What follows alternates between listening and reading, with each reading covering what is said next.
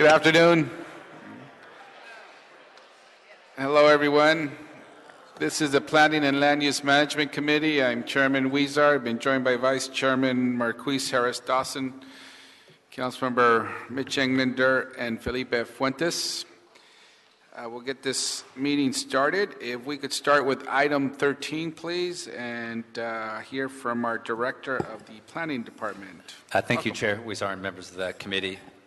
Vince Bertoni, Director of Planning. A few things to bring to the committee's attention. We've completed the last series of public outreach for our Recode LA that occurred from March through April earlier this year, where we had 7 public forums. We had over 363 attendees, plus a virtual session, which we had about 51 attendees at that session. So we're excited to move to the next phase of Recode LA. A few other things. We went before the Budget and Finance Committee for our budget this last week, or week before last, and we are preparing reports back regarding our community plan program, home sharing ordinance, mobility in great streets, wildlife corridor proposals, as well as the restoration of 2 neighborhood conservation positions. And some exciting news that we have won several awards from the American Planning Association, the Los Angeles chapter. So we won awards of excellence for Plan for a Healthy Los Angeles. That is our community health element of our general plan.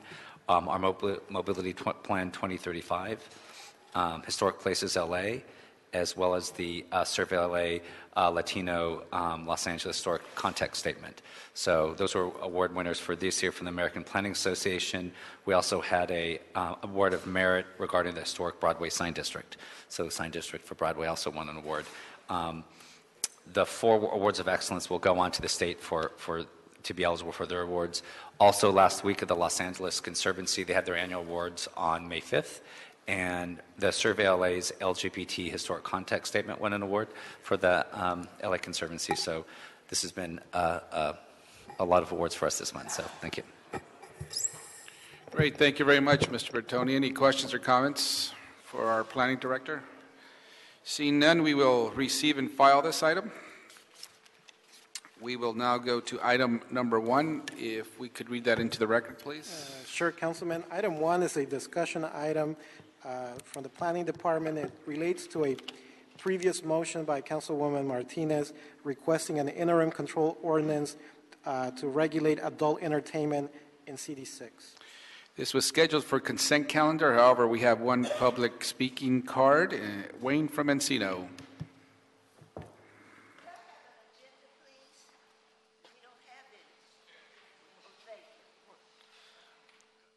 Yes, my motion. I made Nuri do this motion because at the police permit review panel, Nuri Martinez has been allowing all these dance clubs into her neighborhood. And back when they had Denim Day and she lost her mind, this came to the floor of the council. Now she's backpedaling, and now she's trying to backstop what she's been doing. She's been opening all of these strip clubs all throughout her district. So thank you, Encino Neighborhood Council, for supporting it. It's a good motion. It came to this floor for the wrong reasons, but it's a good motion.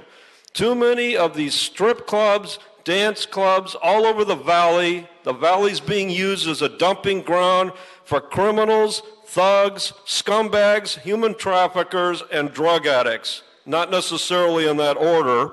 So Nuri Martinez is a pig, but I support the motion. Thank you. Thank you. Actually, we will continue this item to a date uncertain and go on to item number 2.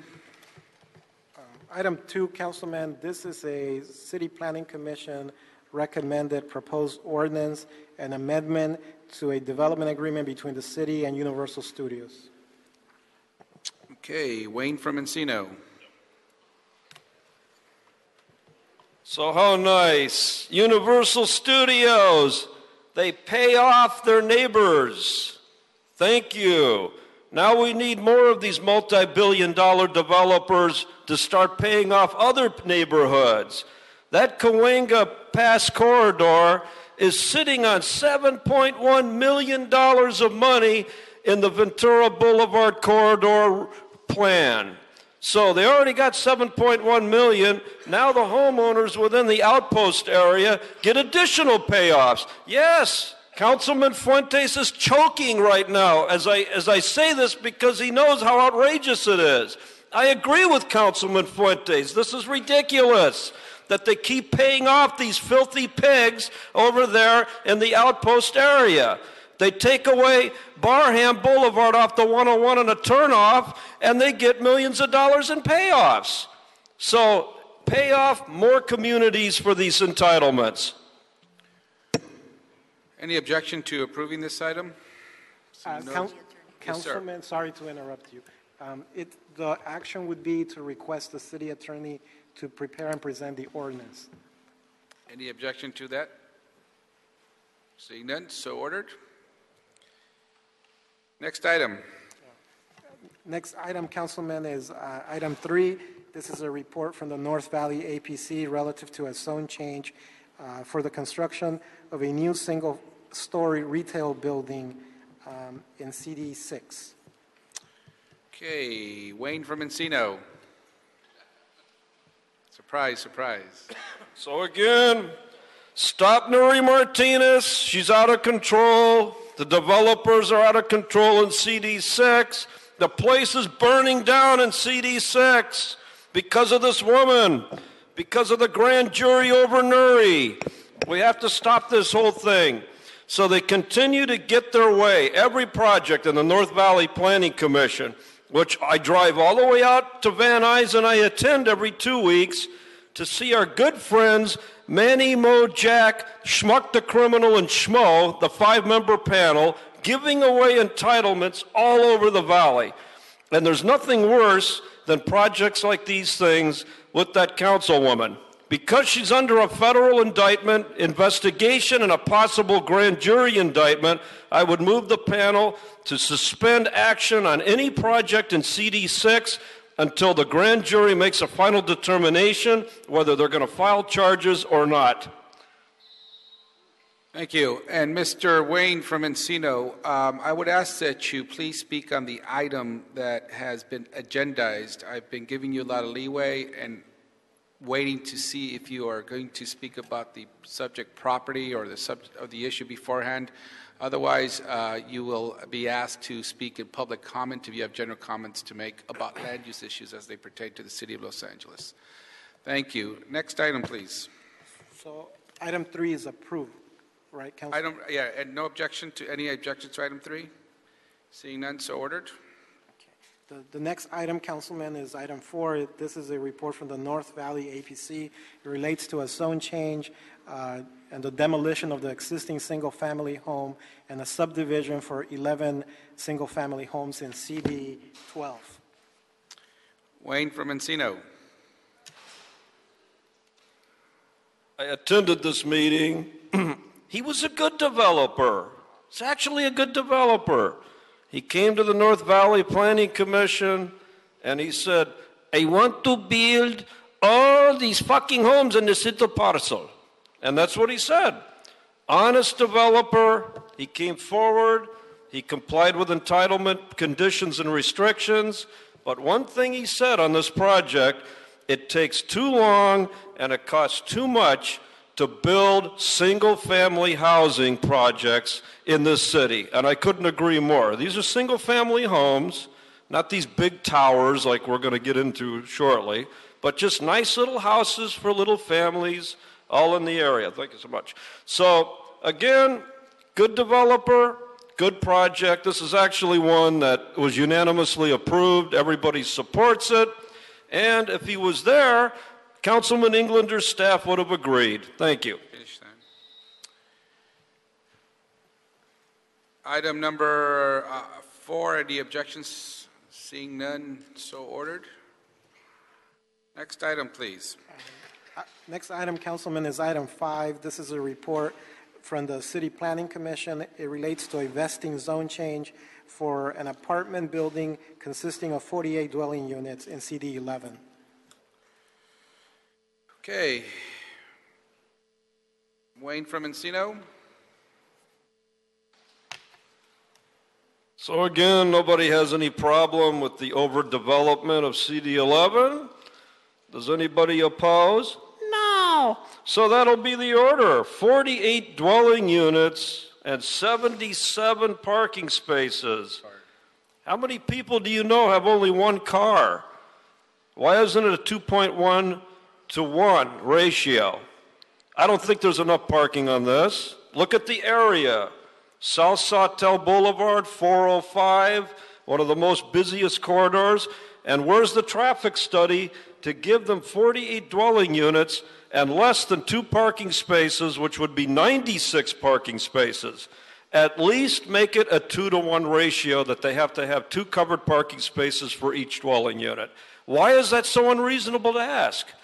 Why do you allow these people to build these things where there's not going to be enough parking? It's going to go onto the street, and that's why I can't support this. Elliot Nason.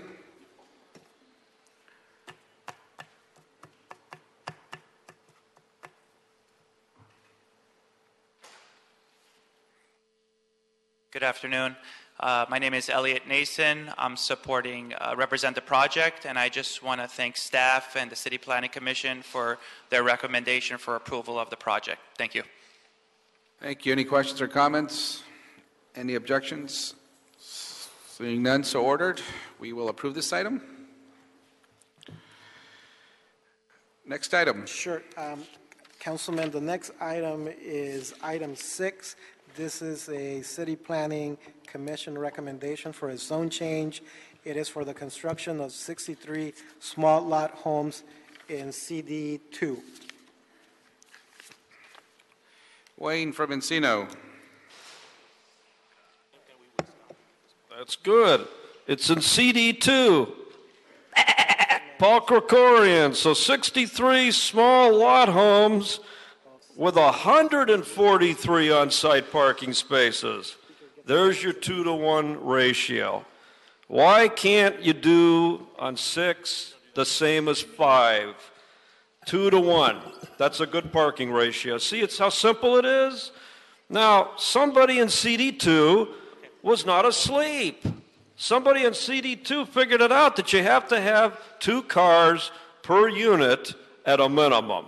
Now, there's a little bit more than the 2 to 1 ratio. That would be 126. You have 143 guest parking. Smart idea. So I can't do anything about the square footage. I've warned you before that the day's going to come when we don't have enough water. You don't care about that. But at least Paul Krikorian did the right thing on the parking. Thank you. Any questions or comments? Any objections to approving this? Seeing none, so ordered. Next item, please. I'm sorry, next item 7 will be continued to June 21st. And if you could read that item, please. Sure. Item 7, Councilman, this is a CEQA appeal filed by Doug Turnquist. It relates to a vesting tract map to construct 5 small lot properties in CD4. Okay, we'll continue that item to June 21st. No objections. Next item is let's go to item 12, which was scheduled for consent, but we have a card. We have 2 cards. Sure. Councilman, item 12 is a Cultural Heritage Commission report relative to the inclusion of the Red Wine Building located in CD13 as a historic cultural monument. Okay, Wayne from Encino. So good. Approve it. Yes. Cultural heritage. This is the little way that the small people of LA can protect themselves from the evil developers. So we designate monuments and cultural heritage significant properties through the Cultural Heritage Commission, which Mr. Bertoni knows is the Antichrist of development because it's the anti-development project people. And yes, I go to a lot of their meetings. We have a lot of preservationists. Now, in CD13, there's kind of a struggle going on right now because you see the people there want to protect the environment, protect the housing stock. But then we have an out councilman that wants to turn it into Lower Manhattan. So this time around, I urge you to overthrow Mitchell Farrell and approve the project and rein in the day of the people. John Thomas.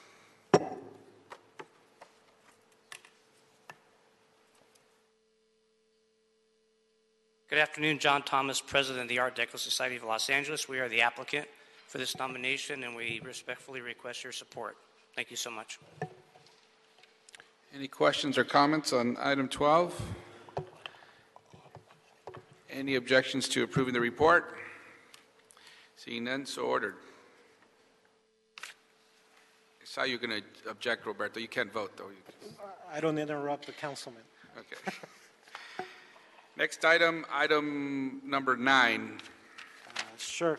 Councilman, item 9 is a recommendation from the City Planning Commission. This is an appeal by William Dickey. He represents the La Cienega Heights Association, and he's appealing the approval of the site plan review entitlement for the development of a mixed-use 1,218 dwelling unit project in CD 10. Thank you. Is staff here to present on this item, please?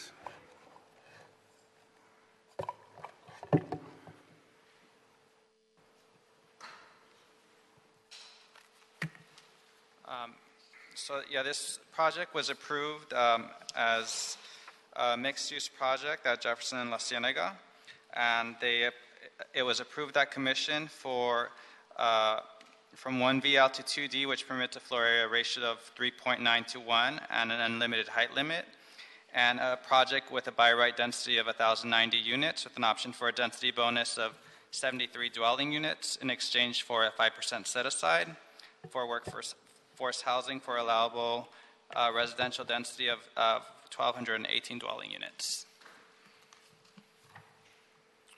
Okay, anything else? And there was also, I'll let Lucy Ibarra with the Planning Department.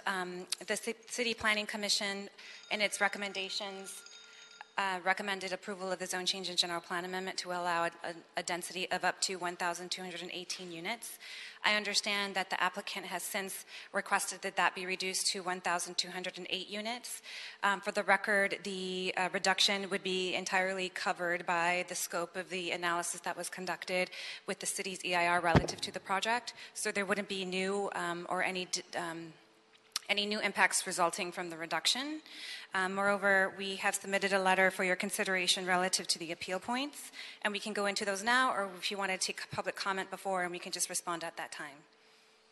So do you have that to pass out? It's been submitted. It's been submitted? Okay. We'll take public comment now and go from there. Okay. Thank you. And have those been submitted to the committee? Yeah. Okay, I got it. Thank you. We'll do public comment now. We have quite a bit of cards here, so we'll try to get to them as smoothly as possible. Each public speaker has 1 minute. The representatives and the appellants each have 5 minutes to present. We'll first go with the appellants whose cards I was looking for. Are the appellants here?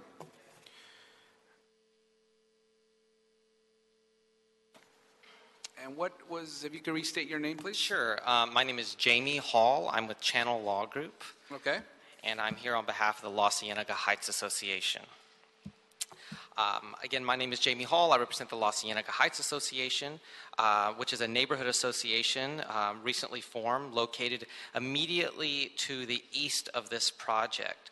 La Cienega Heights Association is comprised of longstanding members of this community, many of which have lived in the area for decades. I want to start off by saying that my client has appealed this project not because they have a philosophical or moral problem with redevelopment per se. In fact, they're excited about the prospect of new amenities and services, including a Whole Foods. I mean, who can't like that? But the environmental impacts of this project need to be fully mitigated. My clients are particularly concerned about the traffic impacts associated with the project. I mean, we all have to go to the airport, so we've you might have some sort of tangential knowledge about this neighborhood and what it's like to go through that particular area.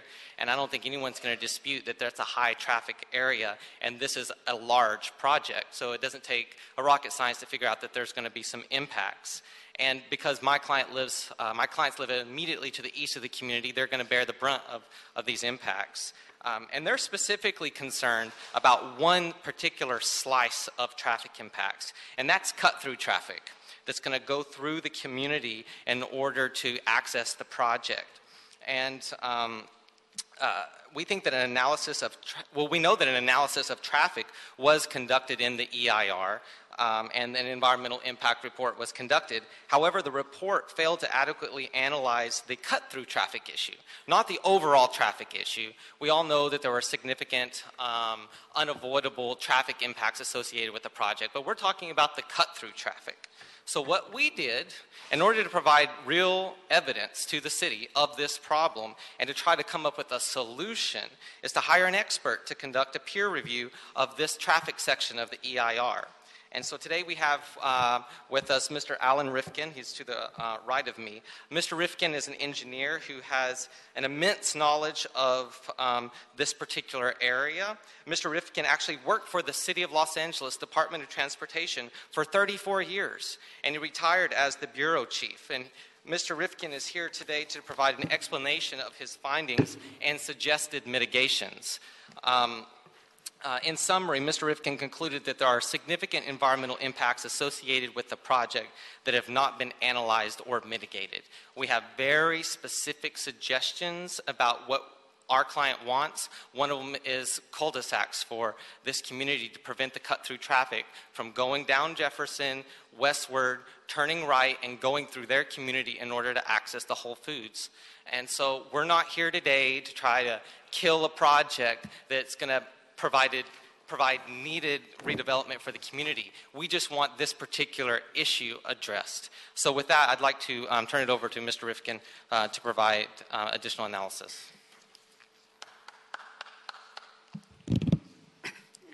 Good afternoon. My name is Alan Rifkin. I'm a transportation planner engineer, retired from LADOT. I did a peer review of the traffic study. In my opinion, it ignored the cut-through residential impact to the neighborhood to the east. Jefferson and La Cienega is a level service F+ intersection existing, and needless to say, there's unmitigated impacts with the development project. Clyde and Bowdoin Streets is a logical route for bypass, and the traffic study, unfortunately, routed only 1% of the project traffic through that residential neighborhood as part of its analysis. I think that that's unfounded assumption to assume that only 1% would go through, given how terrible that intersection at Jefferson La Cienega is. Would only require 5% of all the traffic of that project to go through that neighborhood, where you'd have a significant impact. I suggested a number of possible mitigation measures that would be included in a neighborhood traffic management plan, and that's what I'm recommending, is that the developer fund and implement a neighborhood traffic management plan to mitigate the impacts on this residential neighborhood. Happy to answer any questions later on. Thank you. Thank you very much. Mr. Hall?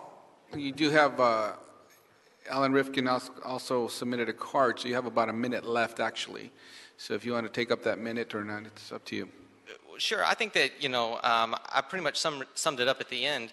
Obviously this is a significant project. We don't get projects like these all the time in the city of Los Angeles, and this one's a big one.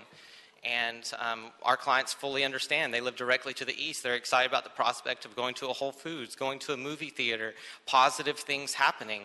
But they think the impact should be mitigated. And we're here today to talk about a plan that could solve these problems. We want to be thoughtful, and that's what SEEK was all about. So I know you get a lot of people that appeal a lot of things, and they have a lot of different reasons for why they do it. We're here for a really honest, genuine reason. So we'd ask you to urge the developer to work with us to solve this problem. Thank you. We'll now go to the applicant, Niels Cotter and Ed Casey. One of yous or both of yous could take 5 minutes, and if one individual wants to go up and take the additional 1 minute, it's up to you, however you want to split that up.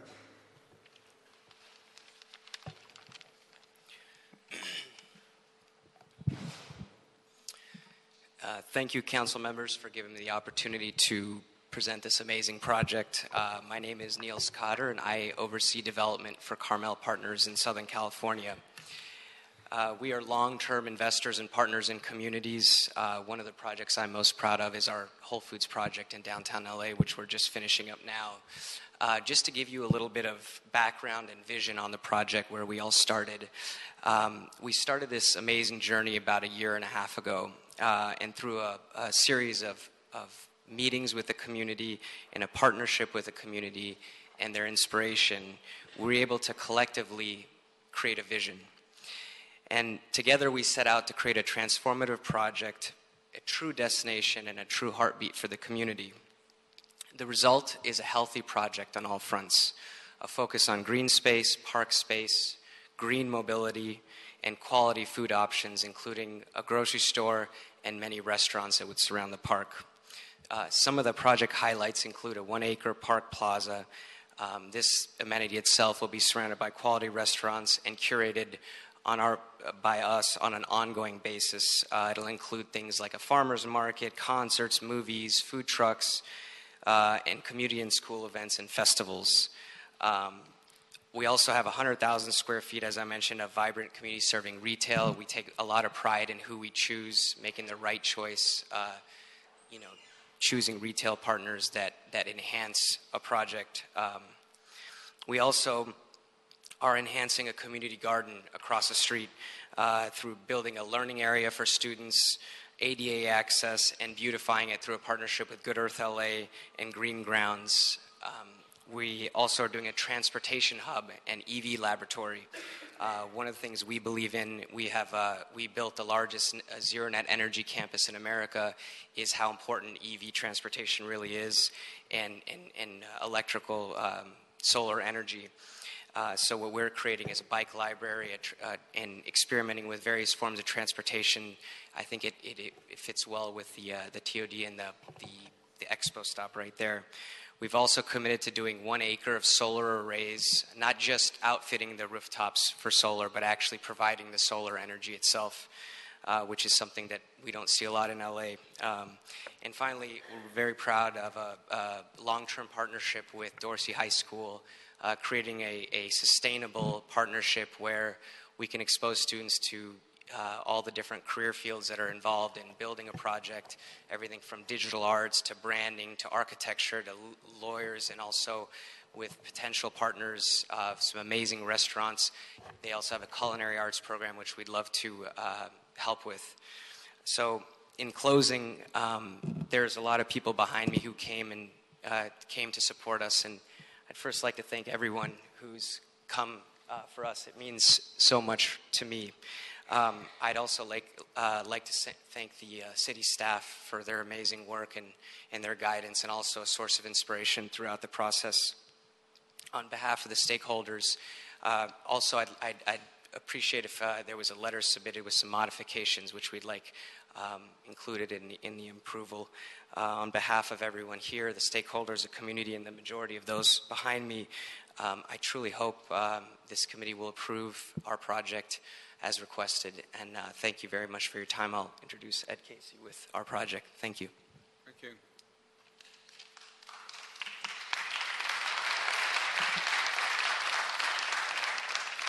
I can assure you it was not for me. My name is Ed Casey. I'm the applicant's land use counsel, and I'll limit my remarks to just the appeal that was filed, which concerns, as you just heard from Mr. Hall, the sole issue of neighborhood traffic impacts. We have submitted a detailed letter dated April 29th responding to his appeal, including a report from the traffic consultant who wrote the EIR and the traffic sections, and the traffic study confirming that there were no significant neighborhood traffic impacts and that followed DOT methodology. So if it's okay, I'd like to turn it over to the traffic consultant just for real quick, just to respond to Mr. Rifkin's main points. Mr. Chair, members of the committee, my name is Pat Gibson from Gibson Transportation. We prepared the traffic impact report for the project. First of all, let me say I have a lot of respect for Alan Rifkin. I've worked with him for decades. In this case, he's not correct. We worked on the scope of this project with 4 different agencies. All 4 of those agencies agreed with the methodology, agreed with the traffic assignment. Mr. Rifkin told you that we ignored neighborhood impacts. 1 second, please. Can you put 1 minute on the clock, please? Thank you. Good. Go ahead. Mr. Rifkin told you that we ignored neighborhood impacts in the analysis, and in the next sentence, he said, we only assigned 1% of the traffic through the neighborhood. Well, that's not ignoring neighborhood impacts. He says if we had assigned 5% through the neighborhood, we would have an impact. So we didn't ignore it. We acknowledged it. We assigned traffic through it. We didn't meet the city's criteria for a significant impact. Mr. Rifkin says, well, if they're off by a factor of 5, we might have an impact. Well, the City of Los Angeles Department of Transportation, Santa Monica, Culver City, Caltrans all looked at those analyses. None of them agreed that 5% was the right number to be assigned to that area. So we don't meet the city criteria for a significant impact in the neighborhood next to us. Thank you. Thank you. Thank you. Okay, S.D. Abraham, Martin Clauser, Yolanda Davis Overstreet.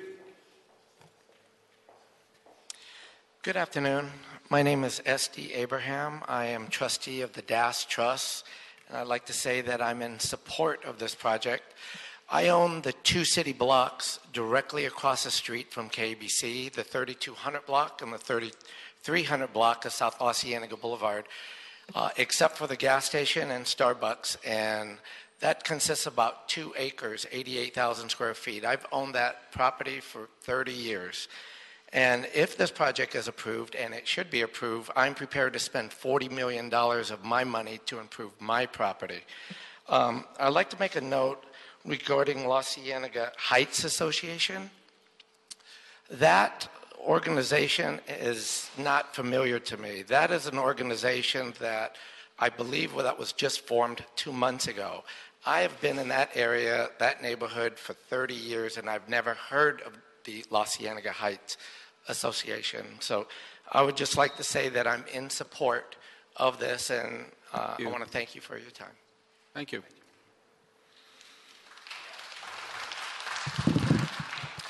I represent Mr. Abraham.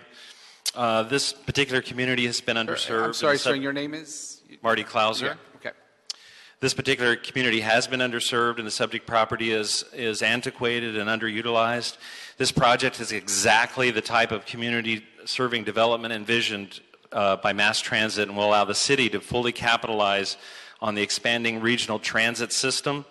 Its proximity to the Expo line and connected 87 stations and nearly 100 miles of rail will encourage local residents within this community and employees to use the transit, whereby reduce total miles driven, reduce traffic and congestion, reduce emissions, which are causing global climate change. The lack of housing in LA has been chronic for years, and this is now profoundly acute. And this property will help satisfy those deficiencies.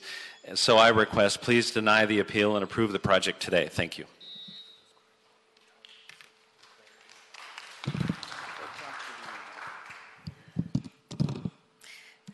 Thank you. Excuse me. Thank you, Council District, for making this possible. My name is Yolanda Davis Overstreet. I'm a resident of the historic West Adams District. My mom has owned a home there for 55 years, And one of the basically awakenings that I had probably about 3 years ago was that we should not have to leave our community, but in fact come back to, not leave it to go, for instance, to Marina Del Rey or Santa Barbara, but in fact make our community a sustainable community. So I believe that this project will actually bring the change that we need in our community, and we've needed it for a long time. La Cienega and Jefferson have been congested way before this project presented itself. So I think just in general, our planning departments need to look at how to address the traffic issue that has existed in that space before this project presented itself. Also, I do believe that we do have to look at ways that traffic should be cut. I'm a bicycling and walking advocate, and I'm for this project. Thank you. Willard Love, Eva Marie Aubry, Edith M. Esprit.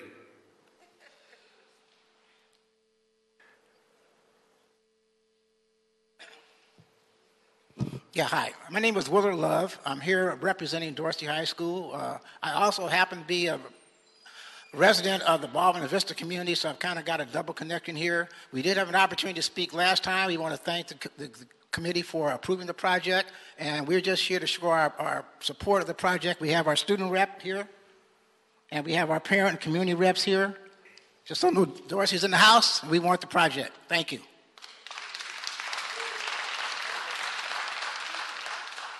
Good afternoon. My name is Eva Aubrey. I am a member of Vineyard Seniors, all the ladies and gentlemen in the yellow shirts.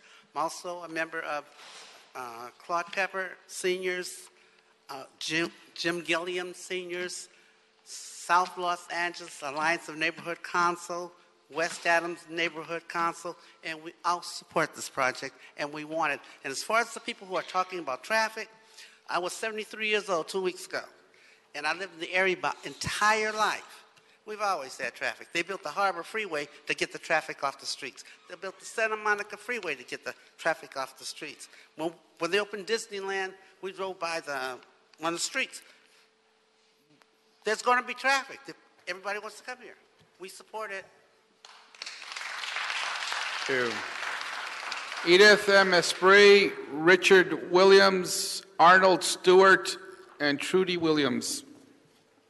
My name is Edith Esprit, and I am the president of the Vineyard Senior Club. We've been there for over 30 years, and what I'm supporting this, that when you guys put that project over there on La Cienega and Jefferson, do not forget the older seniors. We're able to do whatever we want to do. Don't forget us, because remember, all of you are going to be old one day. So make sure that you don't forget us. Now, will all my seniors stand up to let us know we support this thing? Thank you.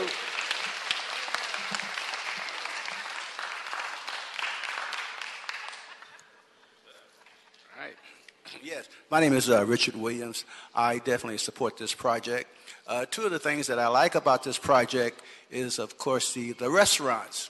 You know, it'll give us a chance to we can go right into our community, to the different restaurants, and also the recreation that they will have there at the site will be open for the public also. I support this program.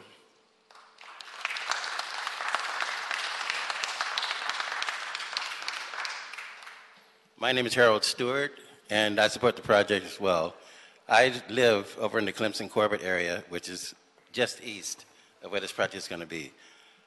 The traffic that they were addressing a few minutes ago, we've gone through a whole lot of different projects. One of the biggest ones being the Expo line, the building of that train system up there. That didn't cause a major problem. I don't see where this is going to be as rough as that. The other thing is, this project will present a lot of jobs to a lot of people. So we do need this job. So let's support the project.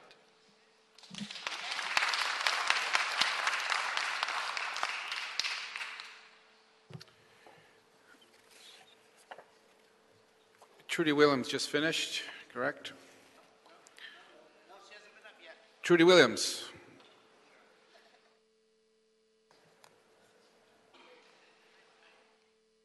Venus or Vines Thompson. Harold Duriso, and Willie Dennis. Welcome. My name is Trudy Williams. I'm in support of this project. And I was listening to them speaking about the traffic problem. There's always been traffic in Los Angeles. I've only been here for about 50 years. And ever since I've been here, I've watched the traffic grow. I don't think this project is going to influence or do anything against the traffic that they're talking about. I think this project should go through. I'm in support.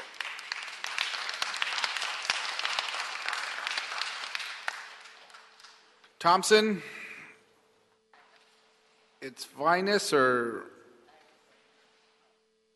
can't make out the handwriting, the first name. And then it's Harold Duress or Duresso and William Dennis. You could go now, sir. You, Thompson? Yes. Mr. Thompson? Yeah. The project that y'all going to operate on, I'll be a new attorney to it. So, I'm agree with it very much. Thank you. Thank you, sir. Harold? Harold Deruso? No? Okay. Willie Dennis? No, you were Willie Dennis. Okay. Vicky Miller? Bessie, you pass? Bessie Jackson? Pass. Leela Dennis? Pass. Renee Holiday? Nay, here. Ruth Francis Sloan? Okay, Renee Holiday, welcome. Well, I've been here a very long time, since 1950 something. And I'm a graduate of Dorsey High School. And before we had all these lovely junior colleges and all these universities and stuff like that, we had UCLA and LACC. Been around a long time. I still live in the area, of course. I 100,000% support this project. We really need it. We really need it. I want to stay a little longer, as you can tell. Thank you. Thank you. Ruth Francis Sloan. Are you here? Pass. Aya Petty. Pass. Christine Ray. Pass. Maria Hernandez.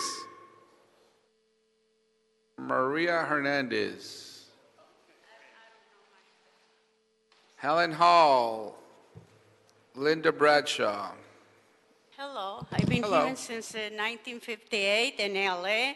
I love LA, but where we live on Vermont and 70, in those streets, they fix the streets everywhere, except the 70 and 71. Over 50 years, they never fixed the streets, and I think they should do something about it. Thank you. Thank you.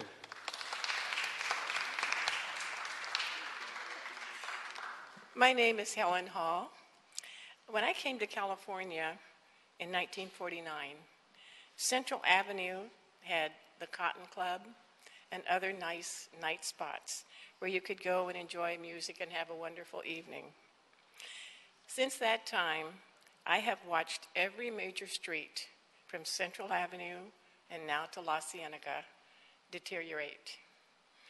A number of years ago, a developer offered a plan for the area south of Martin Luther King and west of Marlton. Unfortunately, the council member over the district insisted upon having the area developed according to his personal plan.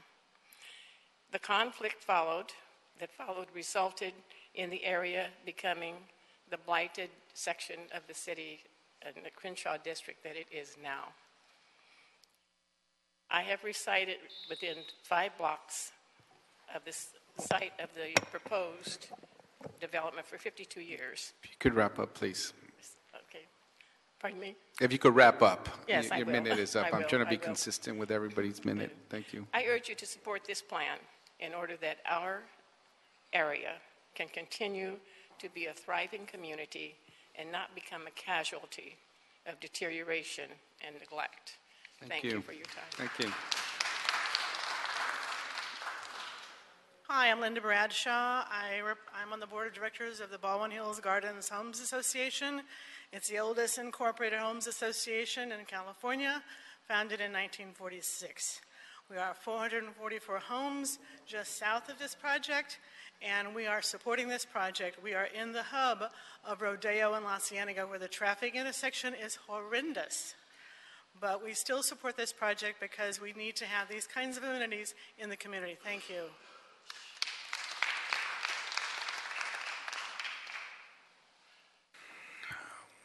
Anita Bernal, Noah Farrell.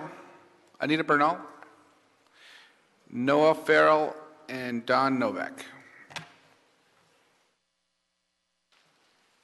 Good afternoon. My name is Alita Bernal, and I live in the neighborhood immediately east from the project. My neighbor here, Helen, who will not be speaking today, both of us have lived in this community for multiple decades. Along with many of our neighbors, we are not part of the La Cienega Heights Association. I've spoken to many of our neighbors who share my excitement for this project because of the services, amenities, and jobs that this will bring to our neighborhood. The developer, Carmel Partners, has been working closely with many of us to address and provide effective traffic mitigation to protect our local residential streets. Carmel efforts are greatly appreciated, and I'm very optimistic that we as a community will continue to work with them to create a positive resolution with the cut-through traffic. Now, many of my neighbors are asking the same question, specifically, when will this project begin? Our senior neighbors have told me that they are excited that one day soon we will all have the ability to cross the street and be able to make purchases at the local market for healthy food choices. I ask that you continue to support this project. Thanks. Thank you. Is it No or Noah? Noah. Noah. Yes. Hi, Noah Farrell, homeowner, business owner, property owner in the area. I think Carmel Partners have done a wonderful job with outreach, and I'd like to offer my full support. I would just like to say that when I first bought my house in the area, I'm a long-lived native Los Angelino. I bought my first home in the area. I was very excited about the rail line. I did take the rail line, and at the they have all these brochures about all the stops, about what's going on, and you know, I did notice the Farmdale stop and what was on the brochure, and the only thing on the brochure, and no offense to Mel's Fish Fry, which is fabulous, but it was the only thing on the brochure for the Metro line. I would just not like to see that happen at the La Cienega stop. Thank you very much. Hi, my name is Don Novak. I have a restaurant in Venice called Hal's, and we would love to get into this location. We have a training program for youth that we've worked on for years. We believe that this developer has gone the extra mile almost every step of the way to make this work for the neighborhood. And I support this project. I own property on Adams, the Adams Gateway, where J&J Barbecue has been for, I don't know, 25 years or something like that.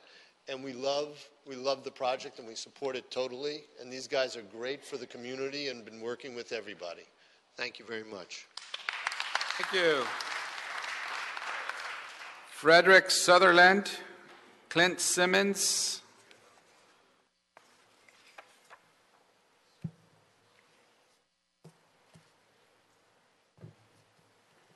Good afternoon, Fred Sutherland. I want to support this project very much. I live in the neighborhood, own property in the neighborhood, have businesses in the neighborhood, and I'm looking forward to have something to walk to, a destination of quality, and something good for the community. Thank you very much. Thank you. My name is Clint Simmons, and I'm over a 40-year resident in the area, in the community. I'm requesting that this be put into the record.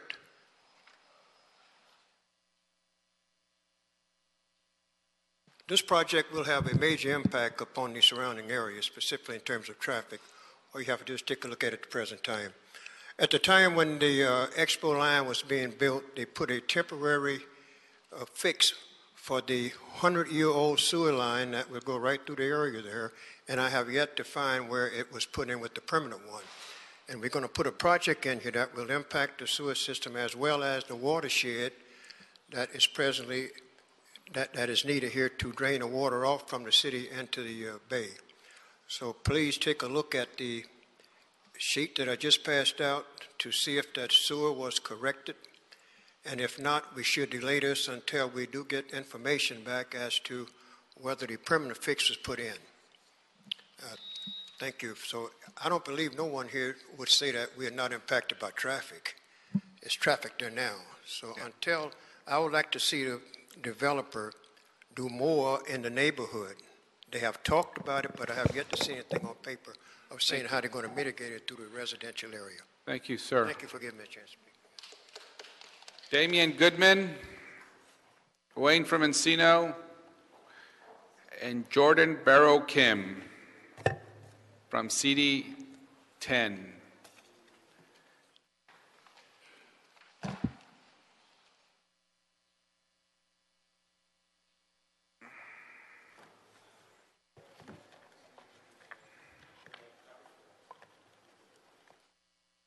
Good afternoon, council members. I issued an email to everyone here, specifically stating that despite my request that I be included in every notice for this item, that I was not included, preventing me from entering as the Crenshaw Subway Coalition as a full applicant, as a full appellant to this proceeding.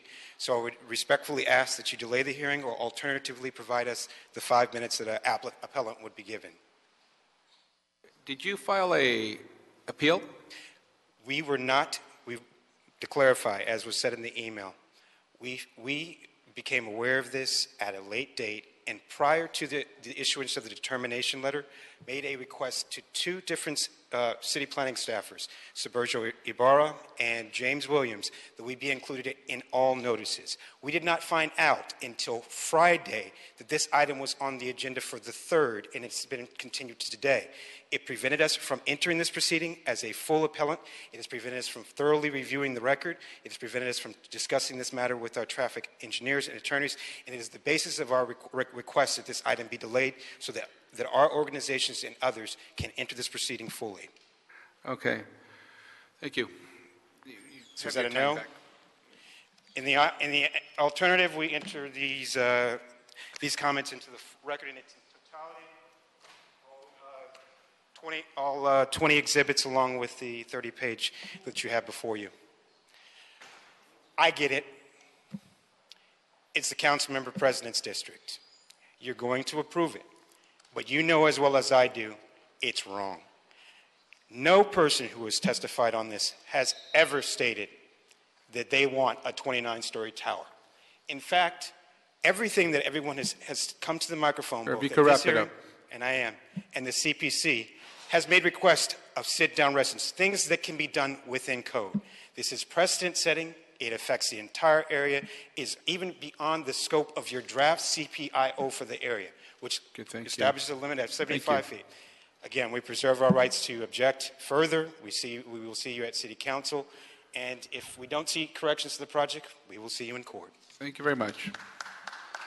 Wayne from Encino and Jordan Baruchim. Just does my heart so good when somebody gets up here and slaps you down. Yeah, look at his big book. Look at the size of that fucking book there, man, you know? So they'll take you to court. Everybody takes you to court and they always win. They always win. Why? Because you're fuck-ups, that's why. You never do this right. And I've been hearing about this, I didn't get notice. The same thing, I don't care, project approved. It's always the same. What the fuck for? What's the rush? It's one life to live, like the soap opera title. And you make a soap opera out of business. This is business. If you didn't give notice, look at the size of that goddamn thing he put out there. It scares the hell out of me. It looks like kryptonite. So listen to the man. Give him his 5 minutes. 5 lousy minutes. Thank you, sir. I'll give you 5 minutes, mister. Do you want to speak? No, I'm just kidding. I'm just kidding. Before we go on, I do want to explain for those of you who are visiting us for the first time, because of the First Amendment, we've been advised by our city attorney that individuals can use vulgar language, although in my personal opinion, there's better ways of communicating. Unfortunately, we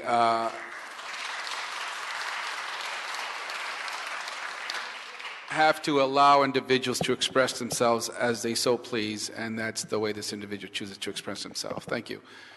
Mr. Barrowkim. Excuse me, Terry Kaufman, Macias City Attorney's Office. I just wanted to alert the committee to an agenda issue.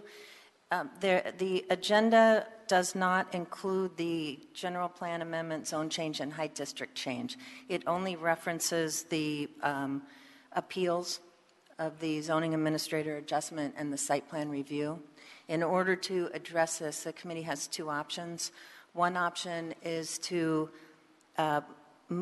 take an action on the appeals today, which are on the agenda, move those forward to council, or not take an action on those items and have the applicant come up and agree to an extension of time, and then have the committee put that in the report if that's their recommendation, so council can agree to the extension of time and then bring the entire matter back to this committee to a date certain. Great. Those are your two options. Thank you very much. And because of the Brown Act, I believe, we are required to agendize items appropriately and what we will be acting upon at that meeting. Right, will be everything, and you'll have a public hearing at that time on good. everything. So to CD10, Mr. Perrokin, my preference would be that we not bifurcate this item, that we hear it as a whole. We agree. There's a number of issues that we need to consider as a whole. But what are your preference, your thoughts on this? We concur absolutely with committee recommendation. Okay. To continue. So I would ask then, colleagues, given the advice by the city attorney, that we continue this item to May 24th, and that we come back with it appropriately agendized, and our city attorney will work with our city clerk to ensure that that is done, and that we will leave the public hearing process open. Okay. And then the Terry Kaufman, Macias, and then your report will include your request to continue to the 24th so that council can act on that extension of time tomorrow. Okay, we would do that. And can I ask on record the applicant if you would agree verbally? Do we need a written agreement? And so if you could also, would you agree to an extension of time? Otherwise, we would have to act today, and we did not agendize this correctly. We agree with the extension.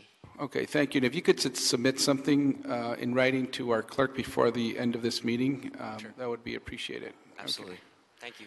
Thank you. So, colleagues, given the information that we were just made aware of, we would ask that we continue this item to the 24th. We have received an agreement from the applicant to an extension of time.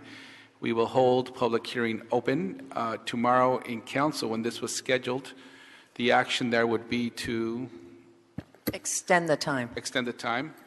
And that would be the action of today to continue to May 24th. Okay. Any objections? Seeing none, so I just so have moved. a clarification.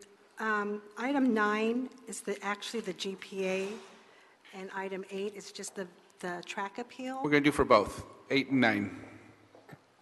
8 and 9. Then I would just ask the applicant to come up and make it clear that they agree to an extension of time on both items. Well, item 9, the time limit is not until July 1st.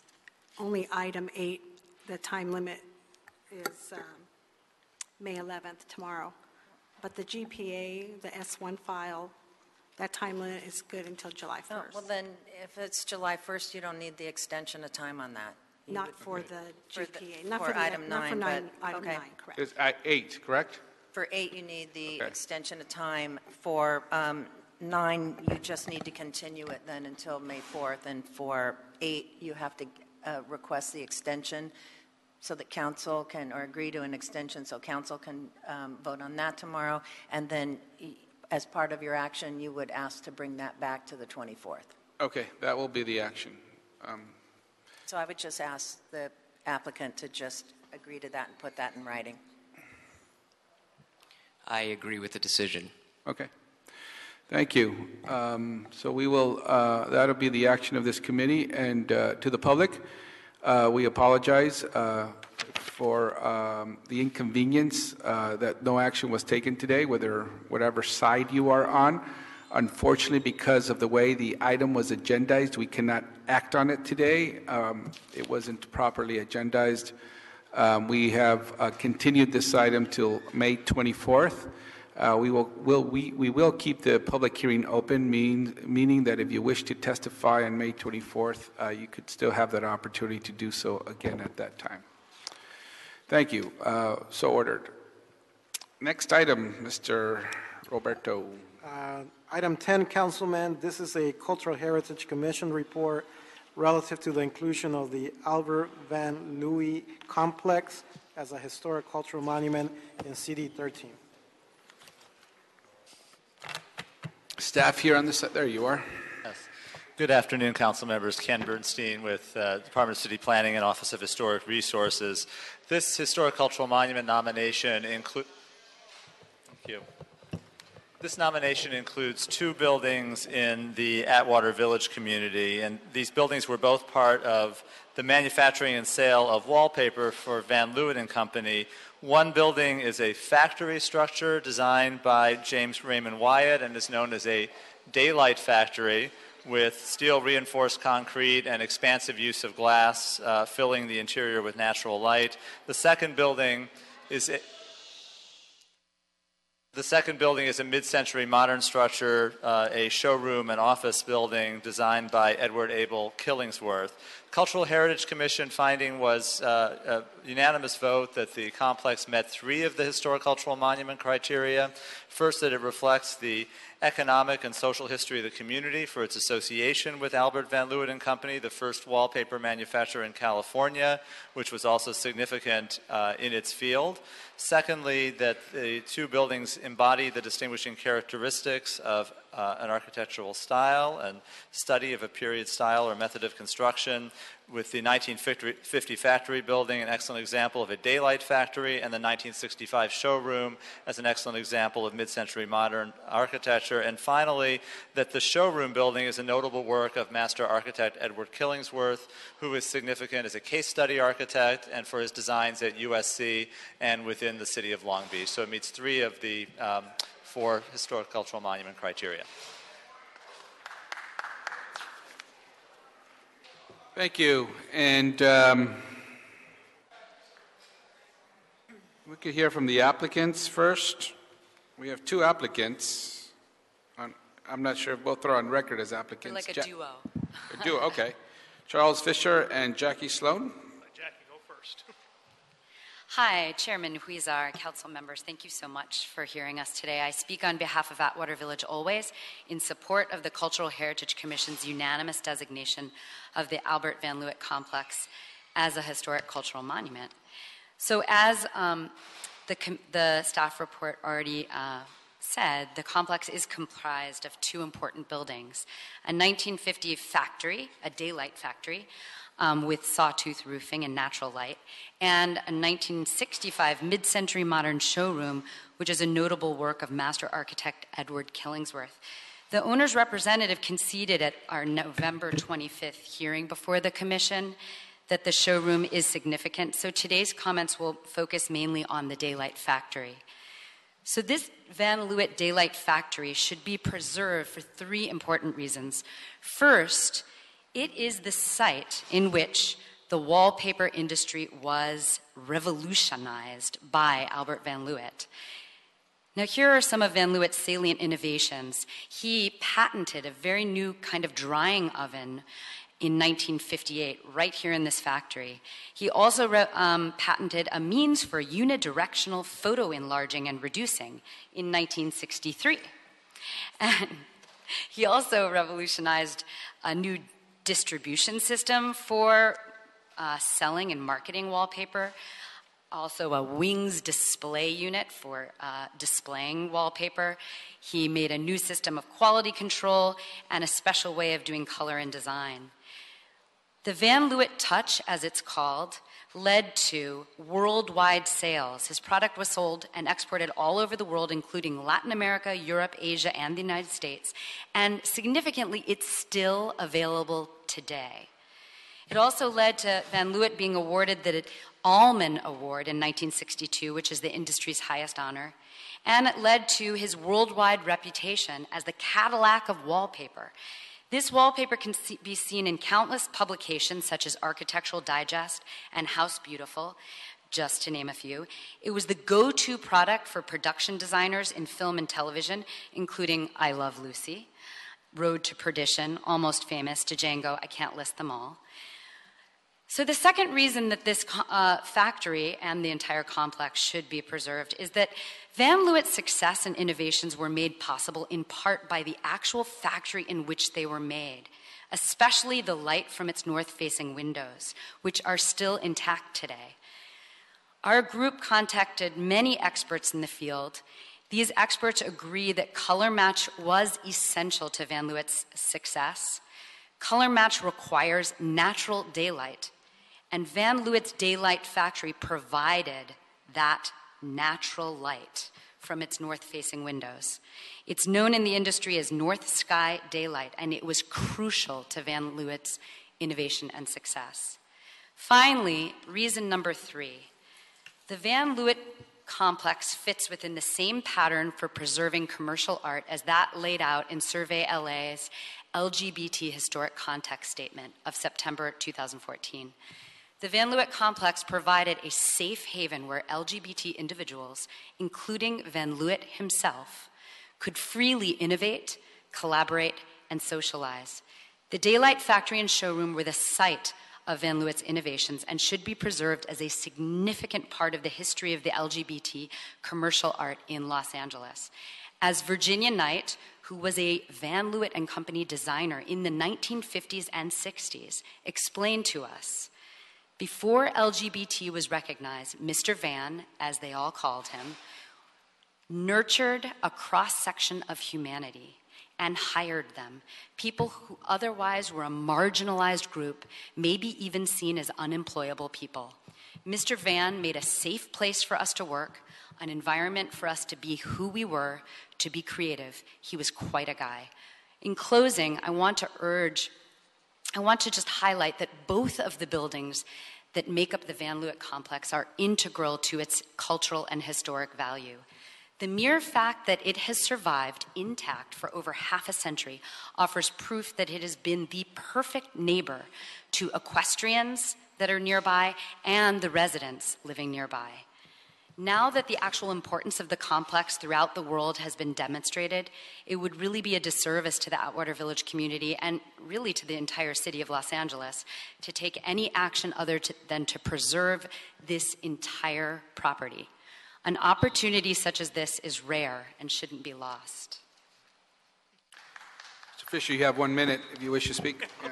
I'll take that 1 minute. Actually, Ken Bernstein hit on a number of the items I was going to discuss, but in touching with the Daylight Factory, this was a very important factory type that existed from the late 19th century up into the early mid-20th century. This particular building is actually fairly late in the period when the Daylight Factory was kind of on its way out. But Mr. Van Luit realized that the natural light was so critical to the production of wallpaper that he hired Wyatt to create a building that would enable them to do that without having to use artificial light. This was really an important aspect of that building. The other part of it is really is a textbook example of a reinforced concrete daylight factory, and it's fairly rare in Los Angeles. Most of the daylight factories we have here are earlier of brick, such as what we call the Lacey Studios. This one is a really nice example of what it is, and it's very intact. In spite of additions over the years, all the additions were done by the Van Luit Company, and they were all done in keeping with the design of the building. I'll just touch real quick on the other one, very quickly. I'll just say it's a fantastic building. Thanks. There you go. And also, they threw in the towel on that one at the very beginning and did not come to the second hearing. Thank you. Thank you. We have two of the property owners listed. I'm not sure which one is the property owner of record, but Dr. Margarita Jurabek and Linda Duttonhaver. If you're both property owners, you want to choose which does the 5 minutes, which does the 1 minute, or both do the 5 minutes? Hi, I'm Dr. Margarita Jarabek. I'll do the 5 minutes. Good afternoon, Commissioners. My name is Dr. Margarita Jarabek, Director of Historic Resources at ESA PCR. I'm a qualified preservation consultant with 28 years of experience, professional experience as an architectural historian. The existing Daylight Factory designed by J.R. Wyatt in 1951 consists of multiple interconnected generic industrial buildings that do not presently convey the social and economic history of the neighborhood, the LGB history, or any significant association with Van Luit and Company or wallpaper manufacturing. It is not the work of a master architect, nor does it appear to be an excellent example of a Daylight Factory type or method of construction. Moreover, it is a late example and was not constructed within the period of significance associated with its type, which is 1887 to 1940. It is a common and ubiquitous factory type in the LA area and can be used for multiple purposes. Sawtooth windows are common in industrial buildings and are not unusual. Incompatible additions and alterations to the factory from the late 1960s and early 1970s conflict with the original design intent and therefore detract from the eligibility of the property. I recommend the factory not be designated. Following best preservation practices, I recommend the factory be photographically documented and a permanent exhibit be created in the showroom and office building, which should be retained and preserved. Thank you. Thank you. Linda Duttonhaver. Yes, I'm Linda Duttonhaver. I'm trustee of the Lindy Trust and the owner of the property. We've held that property for a number of years and have tenants in there who have done a pretty good job of removing any vestige of this historic aspect that is being discussed here. It's outside the period of relevance. It's in pretty poor condition. There's absolutely no correlation to this past that they've talked about. I applaud them for their great research, but it really is not shown in any way, shape, or form in this building, and preserving it really does not do justice for the neighborhood or the area. There's a greater vision for the Los Angeles River and the park and making something really beautiful for the neighborhood as opposed to preserving a building that really has no historic relevance and is in not very nice shape. So I urge you to consider carefully not giving historic significance to the warehouse, but will compromise in that the showroom could be the way to make peace with everyone in preserving the historic aspect that they find so important. Thank you.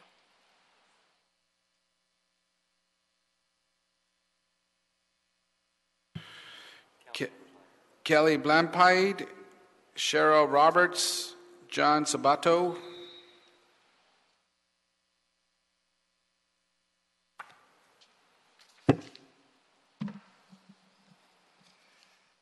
Good afternoon, and thank you for your time in considering our application. My name is Kelly Blampier. I'm a neighbor and an advocate of affordable housing. I want to speak to you about some of these innovations that Jackie touched on very quickly. One of them, which was written up in the LA Times article when Albert Van Luit won the Justice P. Allman Award, licked a very gnawing industry problem when he invented the drying ovens to print wallpaper, on the printed wallpaper. This had been a problem for many years. Their only solutions were to hang them from the ceiling, taking up hundreds of square feet of space and a lot of time and labor to festoon these long strips of wallpaper up to dry. Otherwise, they put them over heated drums, which adversely affected the color and made the paper brittle. So this invention put moisture back in the paper, and this was a huge deal. And I'm not done yet. Yes, 1 minute. Thank you. That's it? Yes.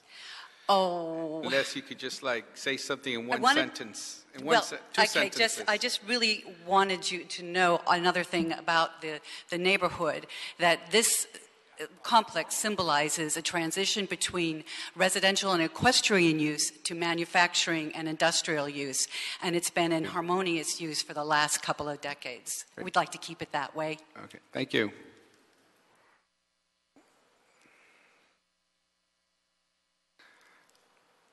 Go ahead.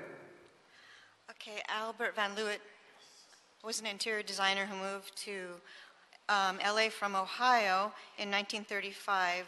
He wanted to be in LA because it was a hub of design innovation in both architecture and interior design as well as film. And he is associated with the Chevy Chase site in Atwater Village after World War II. And the first phase of this large open truss factory building was completed in 1951 and added on to in a modular fashion as his business continued to skyrocket. By 1956, he'd gained such notoriety for not only design but quality that his wallpaper was installed in the presidential suite at the Beverly Wilshire Hotel. His designs appeared at all the design trade shows, were used by all the noted designers of the day, and appeared frequently in the important design magazines, including as early as 1940, the iconic Arts and Architecture magazine, Architectural Digest, House Beautiful, the popular home section of the LA Times. Thank you. And Drew Barrymore wore his design at a 2010 film premiere. All right. John Sabato, Corey Smith, and Professor Judy Beckner Sloan. Hi, my name is John Sabato. I'm a retired award-winning production designer for television. I'm also an Atwater Village resident and former customer of the current tenant, Scenic Expressions. I stored my scenery in what was the Van Luit factory. I appreciated the Van Luit complex before I was aware of its historical significance. Just opening the doors and entering the lobby was always a treat, experiencing the natural light which floods the space through the floor-to-ceiling atrium windows. I also appreciated the natural light in the factory/warehouse that made it easy for me to peruse my inventory. I was introduced to Van Luit wallpaper as an assistant to Emmy-nominated production designer David Sakharoff, learning that the contrast ratios of the Van Luit designs were much more compatible with videotape contrast limits than most other brands of wallpaper. Van Luit papers are still recognized as being superior by a majority of production designers who are able to search the remaining vintage stock of original Van Luit papers that Aaron Kirsch, owner of Aztec Wall Coverings, has in storage. For these reasons, I support the designation of historical significance and encourage you to as well. Thank you. Thank you. Chairman Weezer, for the record, my name is Corey Smith. My home is in Council District 13, adjacent to the Albert Van Luit complex. The unanimous vote of the Cultural Heritage Commission was to include the Albert Van Luit complex on the list of historic cultural monuments. The developer has had, in this case, has had over 3 months to provide any type of written request to the clerk to make it a public record if they have any opposition to this designation. They did not attend the unanimous vote by the Cultural Commission, or did not provide any record at that point in time. So let's be clear, the developer has not provided any requests prior to today that we could address today in a written form that's, if you look at the council file, 160263. It would be inappropriate for a change at this last minute to what has been requested by the report and the designation by the commission and the will of the councilman for the area. Thank you. Thank you.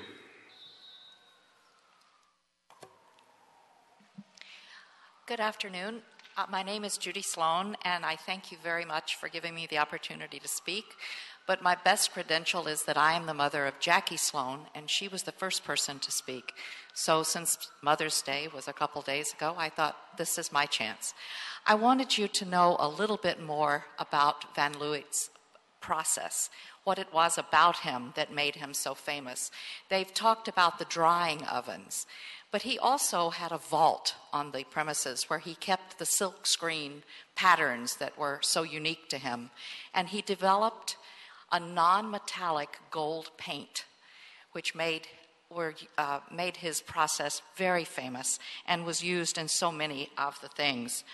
He moved his business from Hollywood to Atwater Village, and that was 89 years ago. He was a remarkable man who achieved all of the great awards that you could in the wallpaper business. Thank you, and I hope that you approve the position. Thank you. Katerina Weingrad, Edward Morrissey, and Frank Kortum. Hi, I'm going to read a letter from Pat Morton. I write in support of designating the Albert Van Luit complex as a historic cultural monument. I'm a professor of architectural history at the University of California, Riverside, where I teach history of modern architecture. I serve as the editor-in-chief of the Journal of the Society of Architectural Historians, the foremost academic journal on the history of the built environment. I've also been a registered architect in the state of New York. As an architect, I worked on the renovation of Carnegie Hall and on several other historic preservation projects. I consider the Van Luit complex to have true importance for the history of architecture and of the LGBT community in Los Angeles. The Van Luit factory is exemplary of the daylight factory type, which has been so important to the history of industrial development in Los Angeles. It has retained its distinctive sawtooth light monitors, concrete structure, roof trusses, and clear span interior spaces, which are central characteristics of the type. It goes on. Thank you. Good afternoon. My name is Edward Morrissey. I'm a resident homeowner and also a member of the Atwater Village Neighborhood Council. I'm appearing before you today. I have nothing to add as far as the cultural significance of this site. I think the testimony before you stands for itself. What I'd like to testify to you is to the fact that we've heard this matter on two separate occasions, and the Atwater Village Neighborhood Council has voted unanimously on both occasions in support of this Cultural Heritage Commission designation. So we urge you, council members, committee members, to listen to the people's voice in the Atwater Village Neighborhood Council. Thank you. Thank you. Frank Kortum, Ray Yike, Pete Costas, and Michael Powell. My name is Frank Kortum. I wanted to say that Los Angeles is a great city because of places like the Van Luit complex. It's a combination of industrial, architectural, artistic, social, and cultural elements that make this a great city. And for that reason, it should be celebrated and preserved. The complex also demonstrates how a business can coexist in a unique residential and equestrian area, and that is another reason why it should be preserved. Thank you very much. Roy? Pass. Pete Costas? Michael Powell? Ben Decter? Manuel Rojas? Elaine Brock? Welcome. Good afternoon. My name is Michael Popwell, and I'm here to support a compromise on this site. You know, the real question before the council is how are we going to use the Los Angeles River asset? It's almost like found money. It's always been there, and suddenly we found it, and it is one of the big assets in LA, and a lot of attention is focused there. This particular case is about a compromise to envision the full development of the site while remembering the past at the same time. It's not an easy decision that has to be made by the council here, and it is a difficult one for both the community and the developer. I think that the buck stops here with the plum, and it's up to you to make those hard decisions so that Los Angeles can move forward, utilize its river, and create housing, employment, and other opportunities for residents. Thank you. Thank you. Popwell, sorry about that, said Powell. Hi, my name is Ben Decter. I'm in support of the nomination. I just wanted to point out that contrary to what was said by the current owner, that even the current owner has recognized the aesthetic value of the factory as evidenced by a proposed adaptive reuse concept that they had marketed back in 2014, the picture of which we have here. So I just wanted to acknowledge that. Thank you. Thank you. Manuel Rojas, support. Elaine Brock, support. Karen Slayton, Ayala Rojas and Carol Sausek King. Okay, welcome. Hi, I'm Karen Slayton. I'm an equestrian in the Atwater Village area. I've been riding there for over 25 years. Ride by the building almost every day. And I just wanted to say that the building has worked in great harmony with the equestrians there, and I'm here to say I'm in support of the nomination. Thank you. Thank you. Ayala Rojas. Pass. Carol Sausek King. Karen Flores. Thank you. Welcome. I'm Carol Sochek King. All the vital points have been mentioned. I'm very much in favor of retaining the Daylight Factory building, which was, it's really great architecture, and it grew from the need and from the mid-century modern architecture that was so strong in California, and one of our main influences in architecture around the country and around the world. And also what was produced there, so inventive of Mr. Van Luit, whom I knew. But these were really fine artists as well as craftspeople that he employed. It's a great studio. It produced wonderful works that are so much a part of, so thank you very much. Thank you. Karen Flores, Damian Robledo, Wayne from Encino, and then Jerry Newman. Hi, everyone. My name is Karen Flores. I am a passionate river advocate. We talk a lot about the river being for everyone, so I feel like this is a great way to honor the gay and lesbian community, to highlight the design history, and it's just another piece in the mosaic as you go from Canoga to Long Beach. A really amazing, fascinating little nook where you can stop and realize that Los Angeles came from everyone's work and everyone's creativity. And I also want to say thank you so much for that Prince event. That will be in my mind for a long time.